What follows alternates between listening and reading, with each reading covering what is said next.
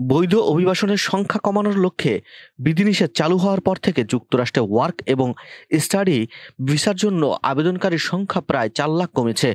Home অফিসের পরিসংখ্যানে দেখা যায় ২০২৪ সালের এপ্রিল থেকে ডিসেম্বরের মধ্যে ৫,৪৭,০০০ আবেদন গৃহীত হয়েছিল।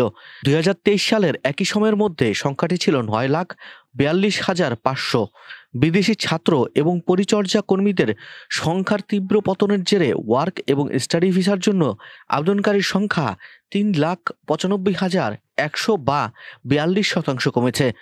গত বছরের জানুয়ারি থেকে এপ্রিলের মধ্যে প্রাক্তন কনজারভেটিভ সরকার ধীরে ধীরে বিধিনিষেধ চালু করেছিল।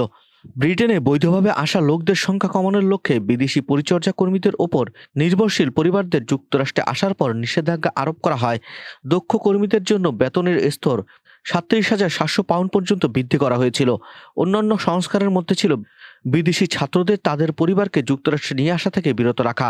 একই সঙ্গে জাতীয় গড়ের নিচে উপার্জনকারী ব্রিটিশদের জন্য তাদের বিদেশি স্ত্রীকে দেশে আনা কঠিন করে তুলেছে। নতুন ভিসা নীতি বিশ্ববিদ্যালয় এবং শিল্প সেক্টরে প্রভাব ফেলতে পারে। পিএ নিউজ এজেন্সির বৃহস্পতিবার প্রকাশিত সর্বশেষ পরিসংখ্যানের বিশ্লেষণ অনুসারে প্রধান আবেদনকারী এবং নির্ভরশীলদের জন্য ভিসার অনুরোধ সামরিকভাবে ৪২% হ্রাস পাওয়ার অভিবাসন বিভাগে আবেদনকারীদের সংখ্যায় বড় পতন প্রত্যক্ষ করা গেছে। স্বাস্থ্য ও পরিচর্যা কর্মী ভিসায় যুক্তরাজ্যে আসার আবেদন ২০২৪ সালের একই সময়ের মধ্যে ৬৩,৮০০-এর তুলনায় এপ্রিল থেকে ডিসেম্বর ২০২৩-এর মধ্যে ২,৯৯,৮০০ থেকে ৭৯% চেয়ে অনেক বেশি কমেছে। সামাজিক যত্ন খাত পূর্বে এই নিষেধাজ্ঞার জেরে প্রভাবিত হয়েছিল।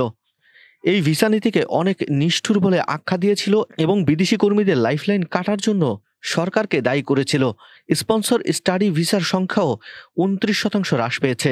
এপ্রিল থেকে ডিসেম্বর ২০২৩ পর্যন্ত ৯ মাসে যেখানে ৫,৪৬,১০০, তা ২০২৪-এ একই সময়ে দাঁড়িয়েছে ৩,৮৯,৮০০-তে। নীতি পরিবর্তনের পরে বিদেশি শিক্ষার্থীদের সংখ্যা হ্রাসের ফলে বিশ্ববিদ্যালয়গুলো উল্লেখযোগ্য আর্থিক উদ্বেগের বিষয় সতর্ক করেছে।